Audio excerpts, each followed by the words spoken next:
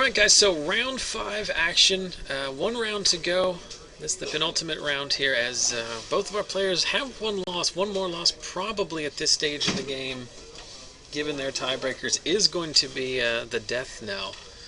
But, oh, what a surprise. Alec Myers, 4-0. Drew Sure? Drew Sure 4-0. Yep. Well done to him.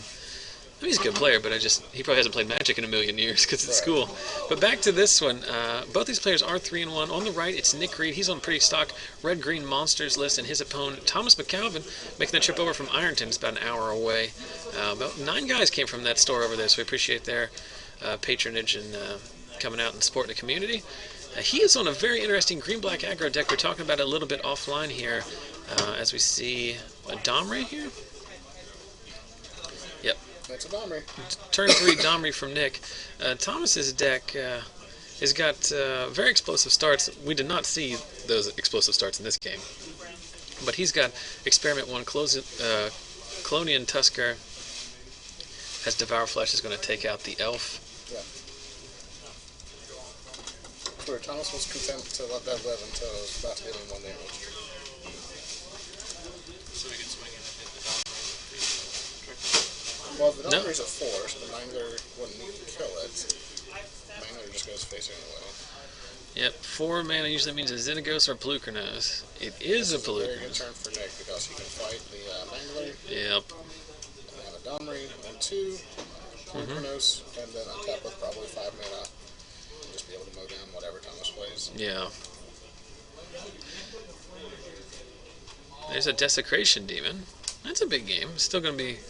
So, I mean, you can go monstrous and cash in your Domri to kill it. well, it kills a Pelucranos too because the demon won't deal damage. No. Yeah.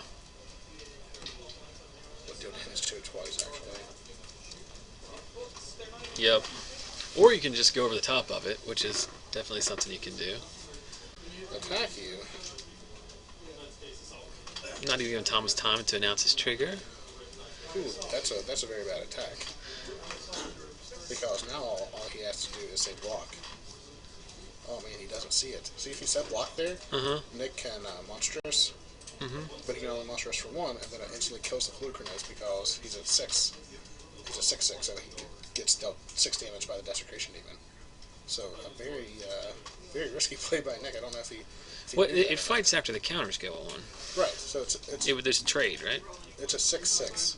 No, the Desecration Demon would have 1 damage on it. The Pelucranos would have 6 damage on it.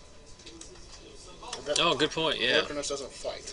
He just deals 1 damage and then they deal Right. their damage back. So I don't know if Nick saw that or not. Just like meta gamed him right there. But Well, so here's a situation where you're glad to have a hero's downfall, but you also have no idea what's the correct target for said hero's downfall. But that Xenagos does an excellent job of just blanking Desecration Demon forever. And there is a Clonian Tusker to follow up. Again, Thomas's deck has a lot of aggression in it, but it needs to come early. This is not really panned out to be the kind of game where his deck shines. Tick up Domri and see what's on top. So we've whiffed on our Domri activation, so that's at least good for Thomas here. If this Shock thing comes into play untapped, it does not, so that's going to be relatively good. And we're going there's the Gorkling. That makes the previous turn makes much more sense too, because you probably had the Gorkling main page when he attacked the Pelucranos. Thomas drawing a lot of lands here. I just drew up the wild, crazy scenario in my head and missed the very obvious interaction of Gorkling and Pager making Pelucranos a 9/9. Yeah. I did something similar in round 2 or 3, where I added a lot of gravity to a situation in which there was just a much better line that wasn't as complicated. That's how my matches generally go. Yeah, think yourself. Yes. So there's Herald of Torment bestowed on the Clonian Tusker. That's quite the Air Force now. Yeah, that's a 5/5 pig. He's not attacking with it? Or he's deciding if he wants to attack that's with it. a 6/6. Man, Yes. Build your own Desecration Demon. Yeah, that doesn't die. I need to look at that one myself. So it's coming in, it's just a matter of where are we attacking? At this point, you just go face. Like, yeah, the Xenagos not locked down with a Desecration Demon. And the Domri can't really draw anything of profit here.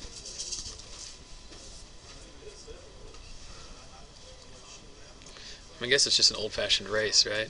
Yeah, he has this game locked up very well. Nick's going to need some combination of Xenagod These dragons would help too. plus Domri fight to get out of this because both of these creatures are well out of mortar's range. Yes. And there's never a guarantee that the monsters decks are even playing mortars in the main either. Right. So there's a satyr. It looks a lot like an Ashiok, but trust me, it's a satyr. Are you saying that Ashiok is not a satyr? I don't know if Ashiok has the top of her head, or if it is a girl, or I don't know what gender or head situation is going on. So activates Mutavault. Get in there. Just serve in for 8. I think Nick has correctly identified that we just need to be racing here. Oh, jeez. Playing the Gore plan. Get in for 12. Down to 3. There's going to be 2 on this upkeep. Yeah, because of the trigger. And after combat, we fight with our 80 Gore Clan Rampage. Jeez. Nick sees all the lines here. So the Herald sticks around because it was bestowed, but it is going to trigger 1 during his upkeep. If we have 3 removal spells, Nick's just dead. That's a tall order. Yeah, because the Mutavault still can be activated, right? Yeah.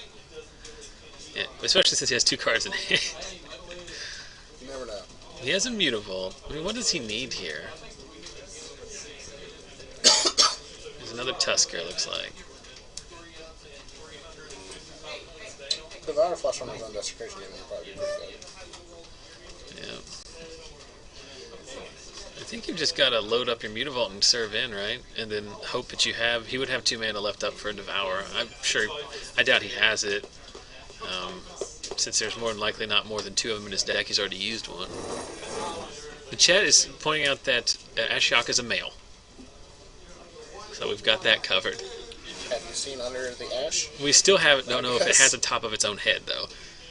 So the Satyr down to blank the Desecration Demon. Make another Satyr token. This time Ashiok's upside down. That's whenever you know she means business. Domri cashes in to fight Gore Clan versus the Tusker, leaving the 3/3 that damages him. And then attack step, serve in with the team. And we can activate a Mutavault, but we don't have another.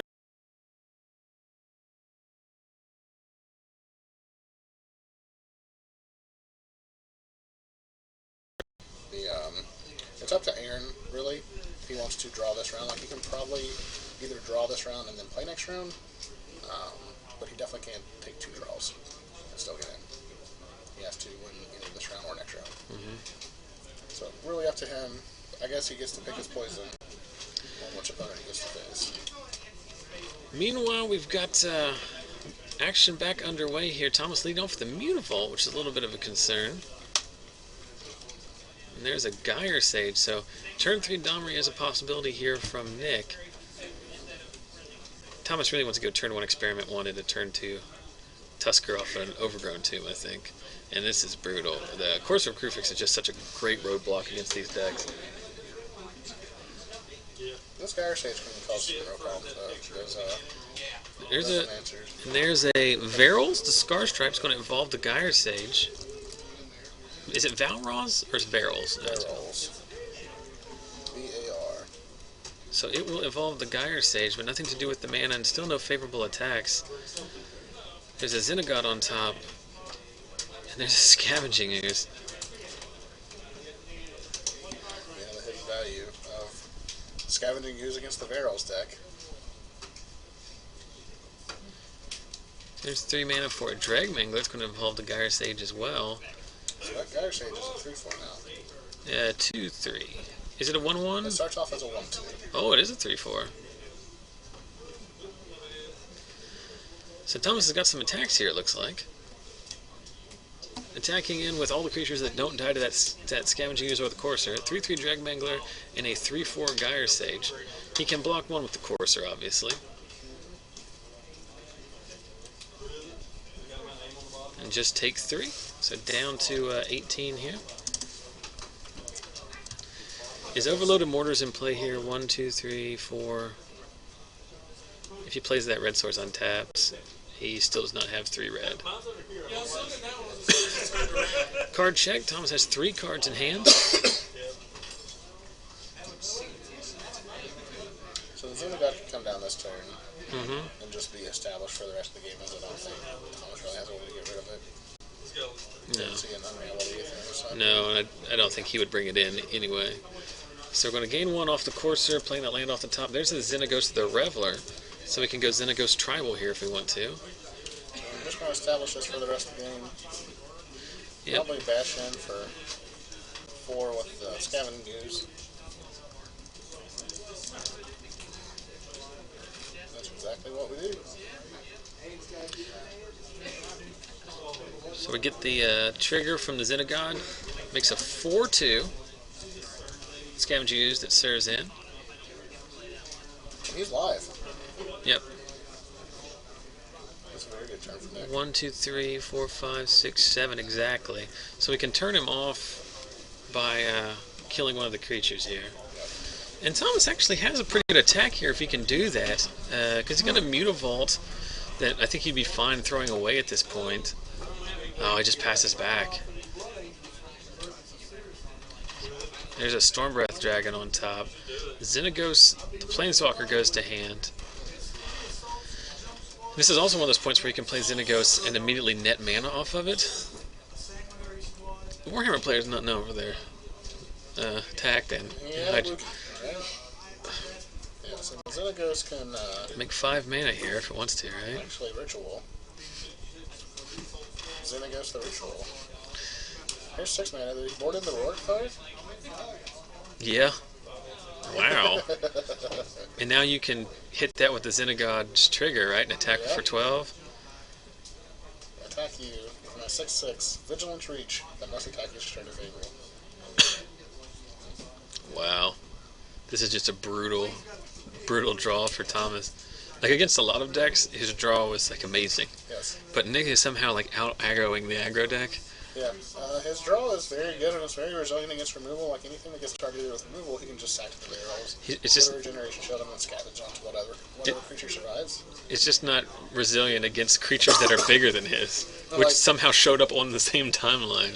Like he even has the combo of being able to scavenge onto a Gyre Sage, which gives him a lot of mana. Yes. Like if he could scavenge that Dragon Mangler onto that Gyre Sage, he could tap it for 5 green mana next turn. And here comes so chumping. Chump there. So no damage gets through, but Thomas slowly losing his board presence here. And of course, any removal spell he does find is going to cost him 6 life to play. Urthar. Can't forget about Urthar. That's whenever he'll come out and get you.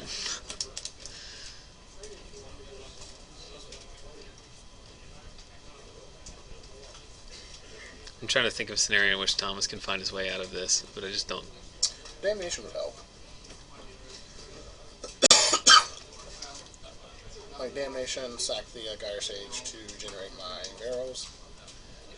Nick just realized, Nick just finding out the hard way, that Varels has an ability, as he tries to correct Thomas on how much it costs to scavenge back, and Thomas politely has to explain to him how Varels works. Varels makes your scavenge cost equal to their mana cost, so save a little bit of mana there. So representing... Yeah, so the Dragon Mangler can scavenge for 3. Here's the dragon we know about, right? Yep. Now we can make 1, 2, 3, 4, 5, 6, 7 mana. Yep, and Monstrous our dragon. And then swing for 14 with the dragon. Yeah. So, Thomas very death this turn. Just attack with the dragon. It's enough. Well, yeah, you should attack with it. We have to attack with the Urthar. Why not? You got enough dudes back to. He must attack each turn of Fable. That's his drawback. He's a drawback, guys. You got to run him into a 7/7. So unfortunate there. I really wish we saw a little bit more out of Thomas's deck. It is really cool, but just power of these red green decks whenever they're uninterrupted. Yeah. Very impressive. Yeah, and it's a tricky spot for Thomas to be in too, because we talk about it all the time. Like, you don't want to dilute your deck. Like, you're not going to win by casting Hero's Downfall 4 times in the game. But like I said, a turn 1 experiment 1 in either of those games would have been pretty darn good. We got a lot of time left in the round, but unfortunately we don't have the ability to move anybody over. So we're going to leave. Yeah, I am going to leave. So apologies to the 40 of you who are still watching live, but we are going to take a break and we'll be back. Later, dudes. Hashtag follow me on YouTube.